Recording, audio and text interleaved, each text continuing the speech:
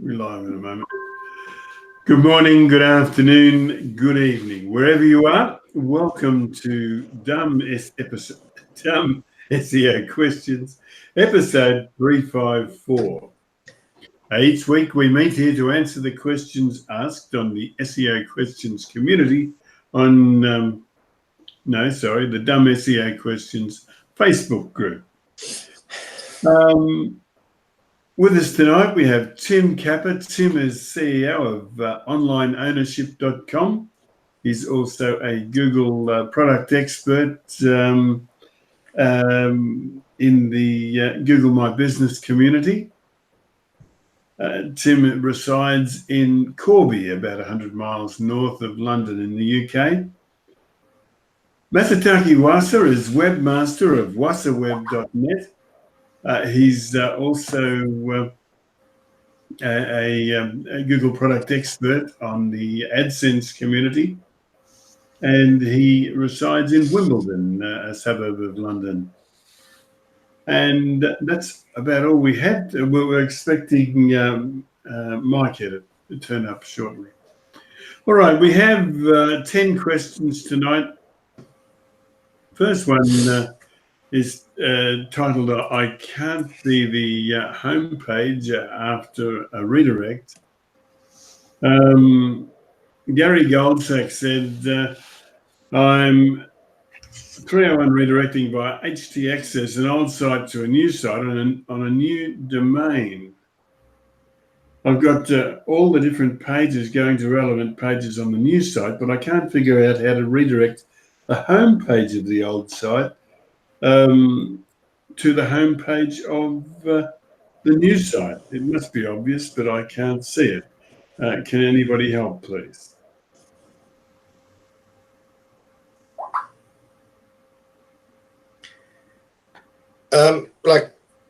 I'm guessing it's an HTTP to an HTTPS. Long's provided you the rewrite. But so that's all you would do, assuming it's HTTP to an HTTPS or the non-dub or the dub to the non-dub version, whichever the case may be. But obviously that would need another rewrite rule in there. But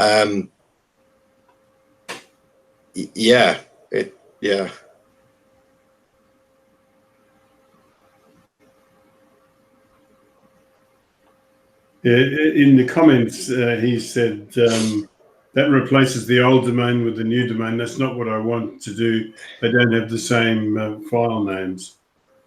The homepage needs to redirect to the homepage. Actually, he's said that, but he doesn't need to, does he? It can be. It all depends on what he's done. It's like, hang on, did he say he migrated?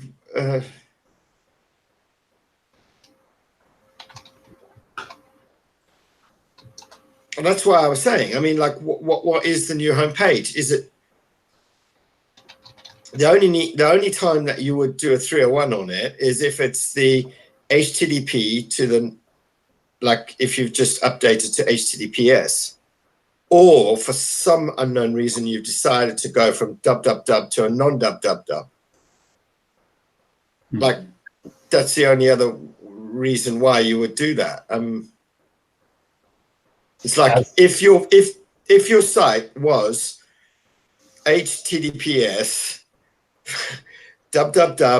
mysite.com and it was exactly the same, but you were fixing other bits in the site, you don't need to redirect that. It's exactly the same. No, reading through the comments, it seems that he changed the domain name from example 1 to example 2. All right. And the file names have changed as well. So the architecture has changed.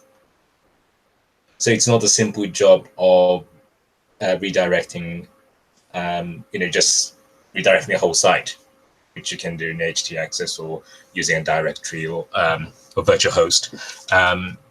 So it's a problem because either he has to redirect all the individual pages to the equivalent on the new site.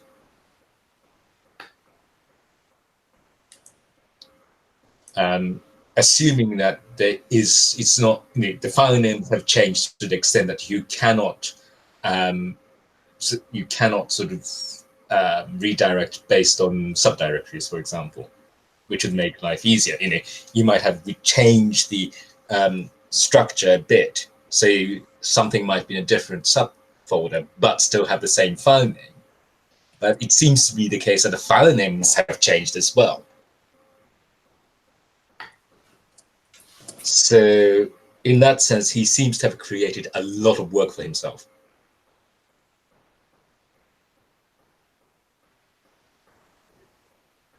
I'd just like to point out and thank people like Long Das, who, reading through the comments on this particular one, it went to a lot of trouble to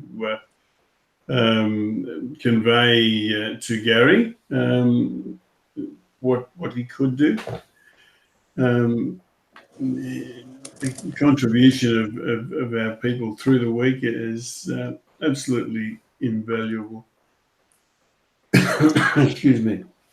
Okay, let's we move on to the next guy. All right, let's go to the next. This one is from Docmark Parmere. Can I create a sitemap in each folder of my site rather than one big sitemap.xml? Will the search bots and Google see separate sitemaps as the same as one big one? Do I need to do anything in the core folder to specific many sitemaps? Thanks for the help. In this case, the sitemap XML in each folder will be listing 10 to 25 pages, not 5,000. Just because you can doesn't mean you should, though, I don't think.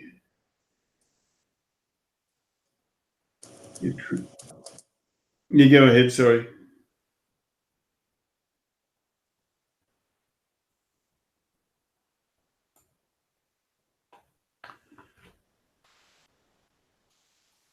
Well, I mean, the recommendation is like anything over 50,000 URLs, normally in a file.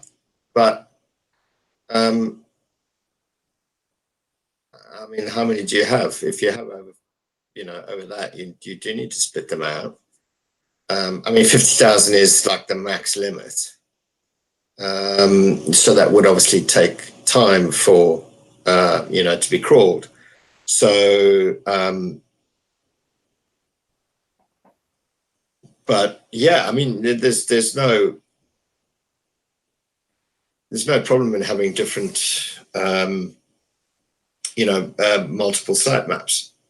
There's not a problem in that. Staying in each folder, yeah, you could do. And you can submit all of them anyway to Search Console. But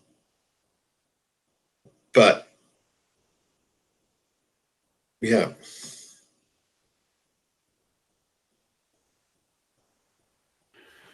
To my mind, I think he's overthinking it and also putting too much weight in the sitemap. I mean, if he never put up a sitemap for the rest of his life, his site would still work perfectly fine, and it'd still be crawled. The sitemap is not a magic bullet, and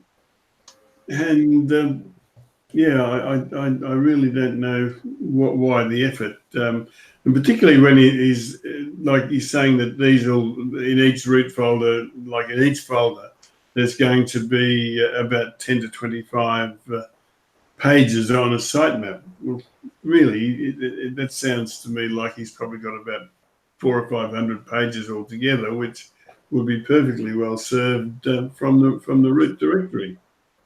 Yeah. Yeah. Yeah, and obviously it's possible to have a sitemap index, so sitemap over sitemap. So I'm not.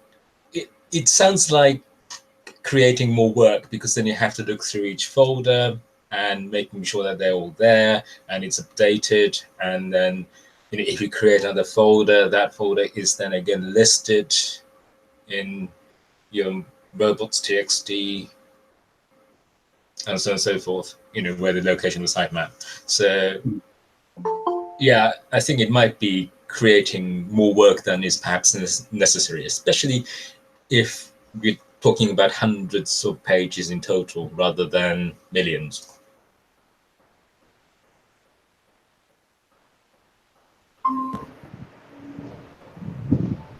Thank you, Masataki. I see we've just been joined by Micah Fisher-Kirchner.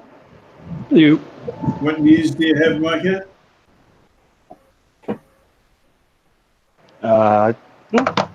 Just finding a room quickly to jump in.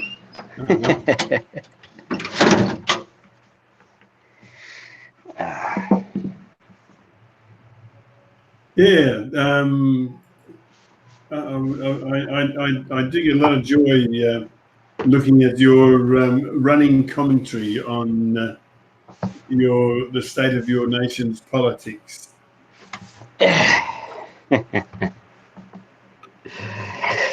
Yeah. Well, it's not the only country out there going through some interesting times. No, I mean, look what Tim Capper's done to Brexit here in the UK. I thought that was Russia. Oh, it might have been Russia too. It's not amused, apparently. Okay. Let's finish this question. This one for Doc Mark Palmer, I think, has been covered. Let's go to number 3 on our run list. It's called Structured Data for Voice Search.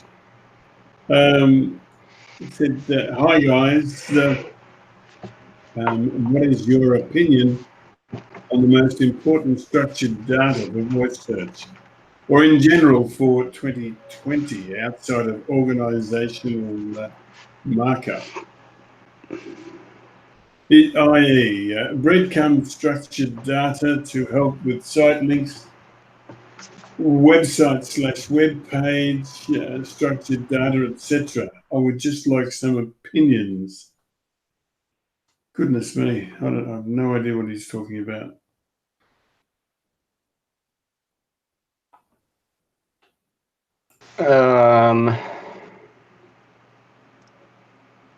As far as I know, there's technically no structured data just for voice search, or structured data for functions of which, like how to, FAQ, Q&A, etc., which voice search can leverage. But there's nothing in particular that I'm aware of. Maybe, I'm pretty sure there's not anything specific that goes to the voice search side of things. Mm-hmm.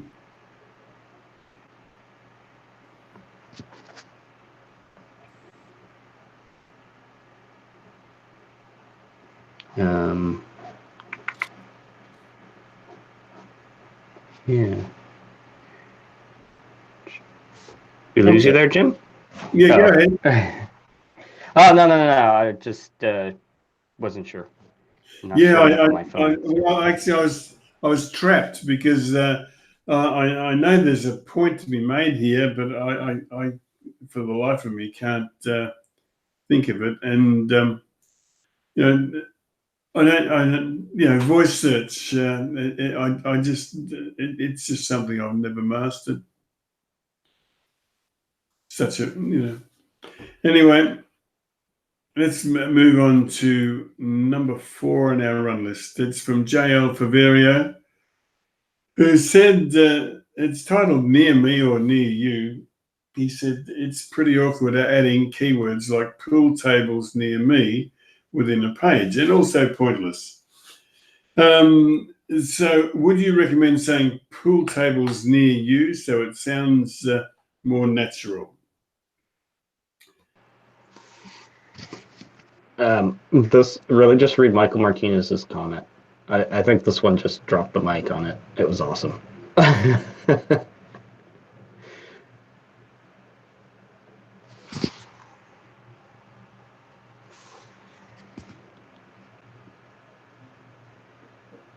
What about girls, Micah? Well, so fundamentally, what he's implicitly saying with this is there are creative ways in which you can do so. You just need to figure it out. It may be difficult, but it can be done. Mm-hmm. This might be also where it could, you could just get in a copywriter, because this is what they do all day long.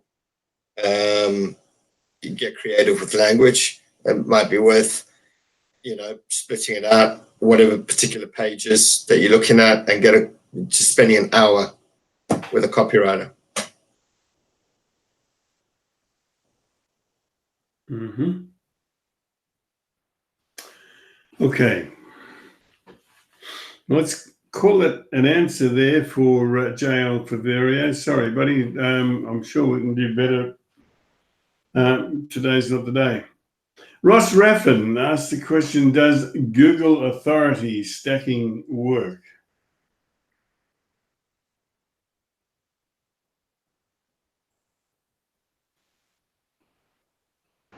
Never heard of it.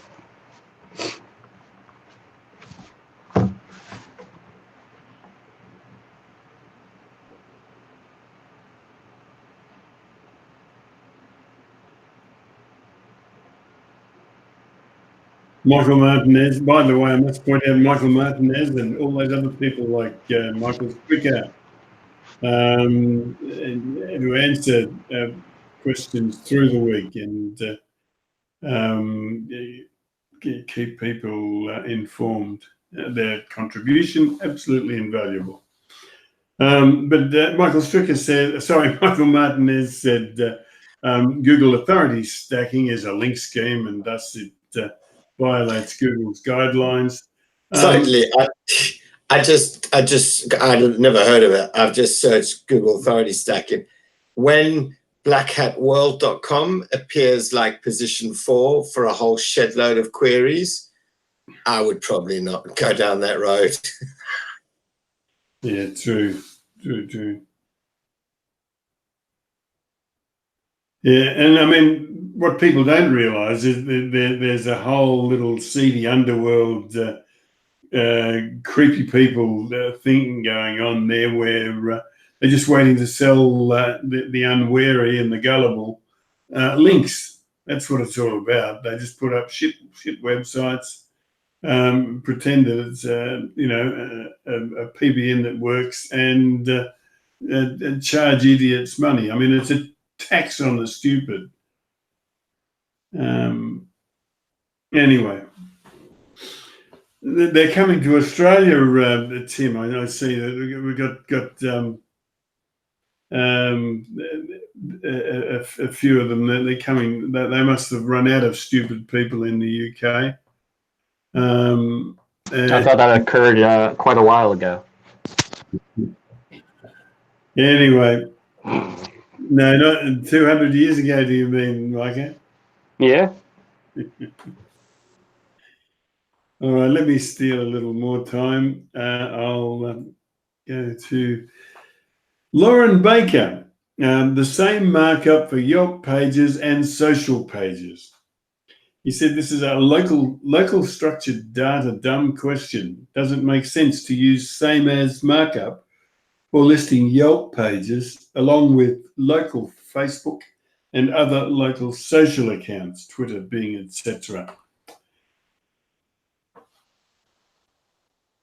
He said, I'm hesitant to boost Yelp in some instances and wondering if this may help Yelp more than helping the host site.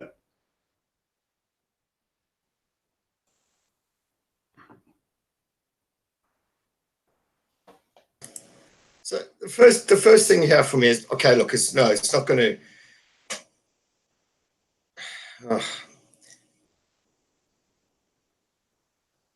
I don't think it's spam, but the point here is if you're using same as markup for Yelp, or I don't know, if you've got a TripAdvisor and a Facebook and a blah blah. Well, no, Facebook would be on your side. The point that you need to try and understand, or at least try and remember, is that you're meant to be marking up stuff that's on page. So whilst your social, I'm assuming you've got your social icons linking to the thing, it would make sense to mark that as the same as. But if you don't have a Yelp, like a little Yelp logo, or find us on TripAdvisor, or find us on Yelp, or find us on the BBB or whatever, there's no real point in including that. I don't think it's going to impact in any way, shape, or form, because ever since this was implemented, I have seen like some companies literally including like a same as of 200 freaking citations out there, to different directories. It doesn't impact negatively in any way. And I don't think Google sees it as spam yet. But just, I think you should try and at least keep it within what the whole thing of, structured data markup is. It should theoretically be somewhere on that page or on that site.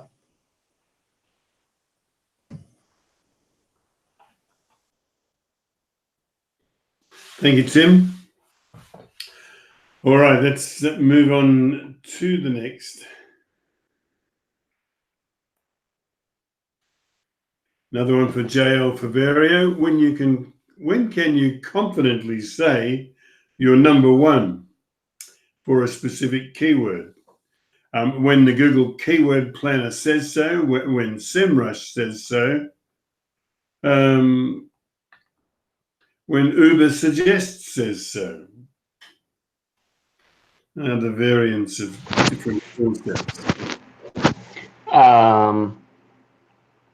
I think first off, when you said Google Keyword Planner, I think you meant Google Search Console. But I mean, I guess when you can see the average in Google Search Console is one way. Rank tools are another way. You could be facetious and say when you fully own every single position and ad space through your company and multiple companies that you own for whatever keyword. For the most part, I think most people just look at it as whatever kind of tracking tool that you have that says you're number one on average over whatever set time period you're generally looking at, is the way that I think most people would normally define it.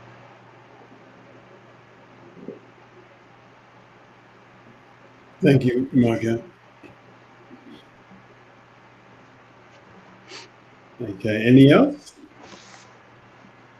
All right, let's go to the next. This one is from Chris Green. It's titled "The Best Practice to Use Redirect 404s." Chris said, "Hey, would you say this is true? It's not best practice to redirect 404s which don't have any new relevant pages to redirect to, or past value (brackets link equity), or organic traffic /sessions. Should I just leave them as 404s?"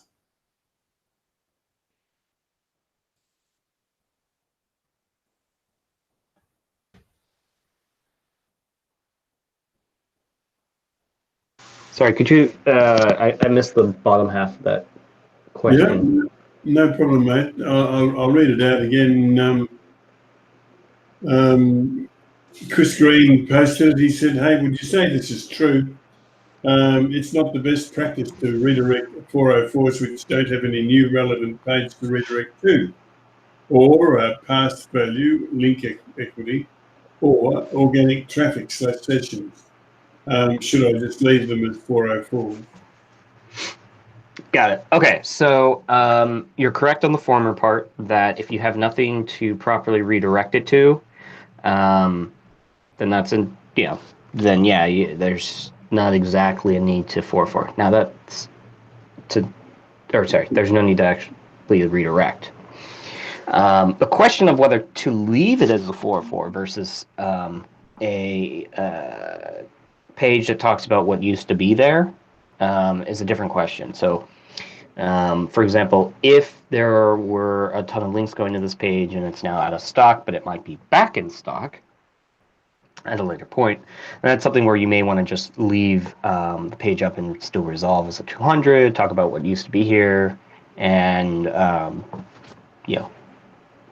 please feel free to sign up for our email or not email, but could be email, but could also be to be notified for when this product is coming back in stock. So, I think the use of redirecting or 404ing will depend on certain aspects, such as getting backlinks to those pages, and if there are none, then just leaving it as a 404 is, for the most part, usually sufficient.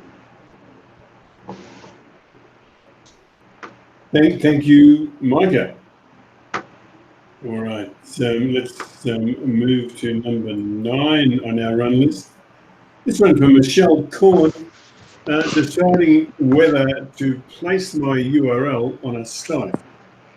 Hi there. So what do I look for when deciding whether to place my URL on a site? I know domain authority is one, right? And she goes on to say, what's a good number I need to look for that? I know you're going to say that the site has to have something to do with my content, but someone gave me a site that's like a classified site where all different types of sites would be listed.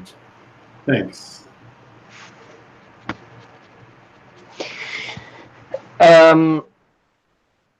It's not necessarily just relevancy, but like itself. Obviously, how useful is it going to be for your business, which can be relevancy, but doesn't have to be.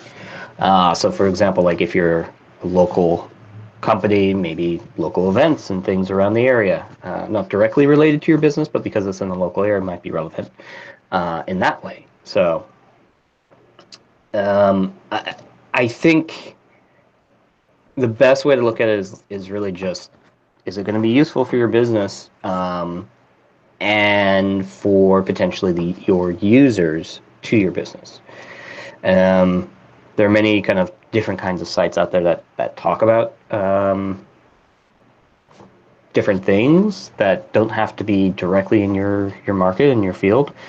For example, it can be, again, say maybe review sites. And so adding your site up there to get reviews, relevant for your business, and is a way to, hopefully provide additional authority to your business and for users to understand and trust what it is that you're doing.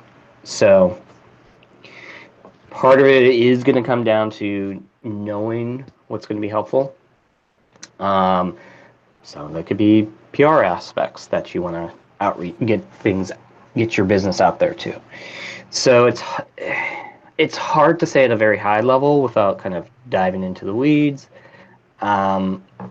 But it's a little bit of a best judgment call in a lot of ways about what is going to be the best use of your resources.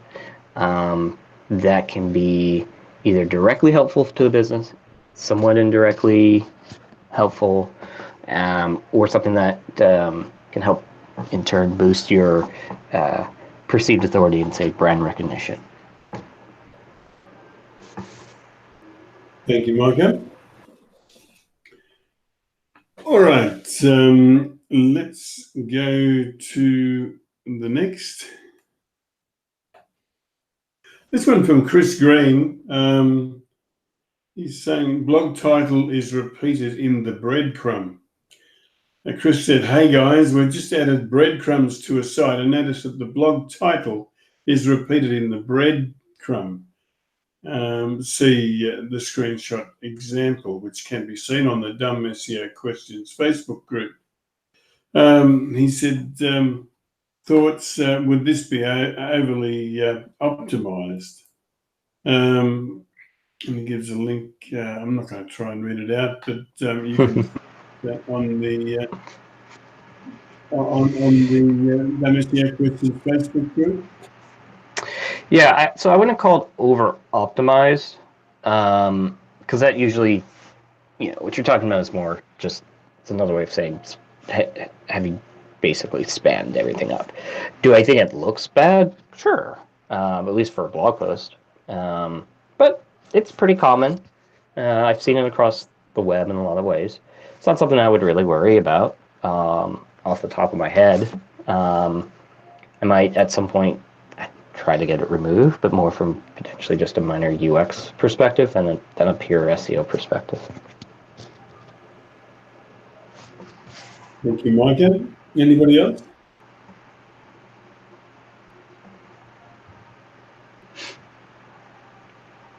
Okay, I'm going to click this button, and I think it's going to tell me, yes, it's thank you for watching time. Well, we've done it again, guys. We've answered all of the questions asked, or we've reviewed all of the answers given for all of the questions asked in the past week on the Dumb SEO Questions Facebook group. We'll be back at the same time next week to do this all again. But for now, it's good night. And before I go, though, I must thank all the people who answered questions through the week. We thank you so much. Makes our life so much easier when we come to review them once a week on our recording. And especially thanks for Micah and for Tim and Masataki and David when he's here, Richard when he's here. Your assistance in making these recordings is immensely valuable, and for that we thank you very much. All right, as I said, we'll be back at the same time next week. Will we be back? What date will it be next week? Let me see. Yeah, it should still be right next week. It's following, yeah, 19th/20th. Okay, no problem. We'll be back next week. Okay, bye.